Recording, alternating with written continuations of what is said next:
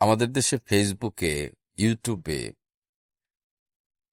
সুফিদের তত্ত্ব প্রচারের অনেক লোকজন দেখা যায়, বা এই মিডিয়ার জগতে এসে আমার মতে, যে আমিও যেরকম কথা বলছি, এরকম অনেকেই সুফি তত্ত্ব নিয়ে আলোচনা করে থাকেন, বিভিন্ন পোস্ট করে থাকেন, বিভিন্ন পোস্ট দেন, মাথায় অনেক চুল টুল থাকে, গেরুয়া পোশাক থাকে, আলাদা একটা ভাব টাপ থাকে, হাতে অনেক বালা টালা থাকে, আংটি টাংটি থাকে। আমারও আছে এই যে আংটি, আমিও পরি। তো এরকম ভাবে সাজ টাজ দিয়ে সুফি তত্ত্ব প্রচার করে। এইভাবে তত্ত্ব প্রচার করতে করতে এমন সুফি বা এমন উলিয়া উলিয়ায় তারা পরিণত হয়ে গেছে, তাদের মধ্যে যে জ্ঞানের প্রসার ঘটেছে, তাতে অবস্থা খুব খারাপ। আসলে বাহ্যিকভাবে, এই যে আমিও যে ভিডিওতে কথা টথা বলি, আইসা বাহ্যিকভাবে কেউ আমাকে দেখবো যে আমি লোক ভালো না, আমার মধ্যে কোনো সাধনা নাই, কোনো বিনয় নাই, শ্রদ্ধা নাই, প্রেম নাই, ভক্তি নাই। কিন্তু ফেসবুক প্ল্যাটফর্মে ভিডিওর মাধ্যমে কথা বলে নিজেকে অনেক বিশাল কিছু মনে করিয়ে দিচ্ছি কাউকে কাউকে। আসলে প্রকৃত আধ্যাত্মিকতা এই মোবাইলের জগতে, পৃথিবীর সকল বইপত্রে আধ্যাত্মিকতা নাই। প্রাতিষ্ঠানিক শিক্ষা আর জ্ঞান ও ভিন্ন বিষয়। এই আধ্যাত্মিক জগৎ আসলে যেটাকে আমরা মারেফত বলি, মারেফত স্টার্ট কোথায় থেকে? মারেফত স্টার্টিংটাই হচ্ছে সিদরাতুল মুনতাহার উপরের স্তর থেকে। অর্থাৎ এই 18,000 মাখলুকাত ভুক্ত থেকে, এই বন্দি দশা থেকে যখন একজন ব্যক্তি সাধনার জগতে সাধনা করে সাধনায় সিদ্ধি লাভ করতে পারেন, তখন তিনি 18,000 মাখলুকাত থেকে ঊর্ধ্বের জগতে যান। তখন থেকে হচ্ছে মারেফত স্টার্টিং, মাত্র মারেফত শুরু হইল। আর আমরা 2-4টা তত্ত্ব তালিমের মুখস্থ কথা শুনতেছি, কারো কাছ থেকে তথ্য নিয়েই আমরা মনে করতেছি যে আমরা খুব মারেফত জেনে গেছি, বুঝে গেছি, এবং আমি বিশাল কিছু হয়ে গেছি। আসলে মারেফত স্টার্টিংই হচ্ছে সিদরাতুল মুনতাহার উপরে থেকে।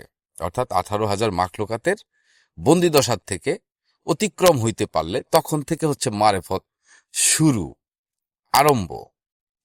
যেমন লা ইলাহা ইল্লাল্লাহ মুহাম্মদুর রাসূলুল্লাহ, এটা আমাদের ইসলাম ধর্মের কালেমা। এই কালেমা মুখে উচ্চারণের মাধ্যমে পাঠ করলেই কিন্তু সে আসলে মুসলমানে পরিণত হয় না, বা নিজে নিজে মনে মনে অন্তরে বিশ্বাস করলেই হয় না।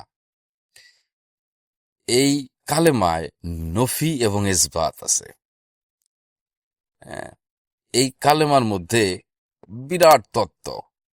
পৃথিবীর সমস্ত ধর্মগ্রন্থ যে আবির্ভাব হয়েছে, আগমন হয়েছে, অবতীর্ণ হয়েছে শুধুমাত্র এই লা ইলাহা ইল্লাল্লাহ বোঝানোর জন্য। এবং পৃথিবীতে যত নবী, রাসূল, অলি, আউলিয়া, সাধু, গুরু, মনি, ঋষি, এই যে পোপ, ধর্মগুরু যা বলেন, সমস্ত এই সাধুগুরু যাই যে ভাষায় বলি না কেন, ওনাদের আগমন ঘটেছে শুধুমাত্র এই লা ইলাহা ইল্লাল্লাহ বোঝানোর জন্য। পৃথিবীর সমস্ত ধর্মগ্রন্থকে যদি কেউ শর্ট করে এক বাক্যে প্রকাশ করে, তাহলে সেটা হয় লা ইলাহা ইল্লাল্লাহ।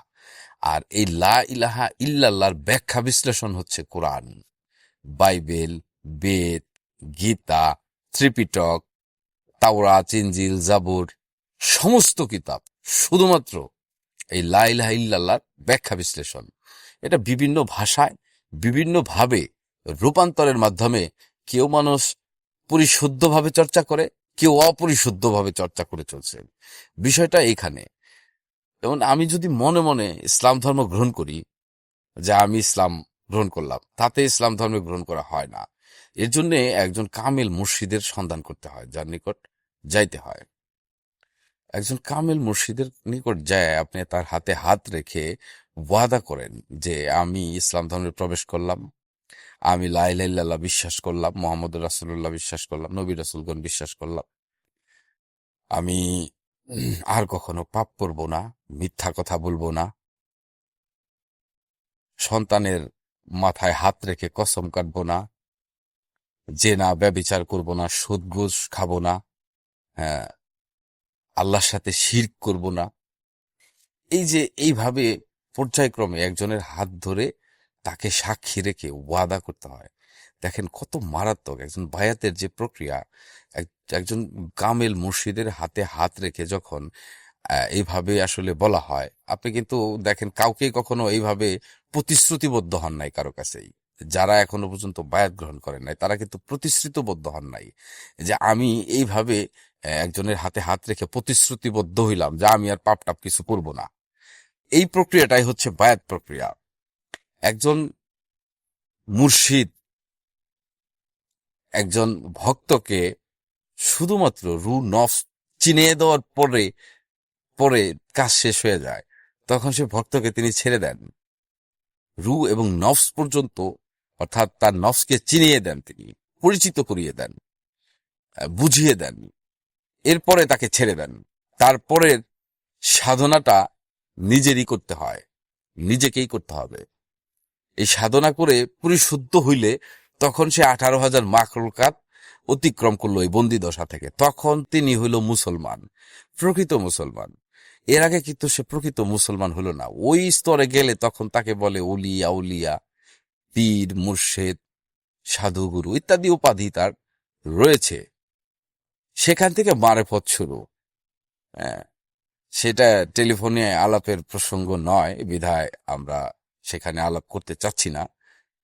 তবে আমাদের দেশে এই পরিশুদ্ধ জ্ঞান চর্চার অভাবেই এই দেশে এই সুফি তত্ত্বকে বিকৃত মানসিকতায় নেওয়ার কারণে, অশ্লীলতার মধ্যে ডুবিয়ে ফেলার কারণেই এই যে এত মাজার ভাঙা, চুল চেঁচে দেওয়া, চুল ছেটে দেওয়া, কেটে দেওয়া, এই যেগুলো যে হচ্ছে এই পৃথিবীতে, বলতে আমাদের বাংলাদেশে যেগুলো এই সমস্ত ঘটনা ঘটছে, এই ঘটার পেছনের কারণ হচ্ছে আমরা পরিশুদ্ধভাবে জ্ঞান চর্চা করছি না।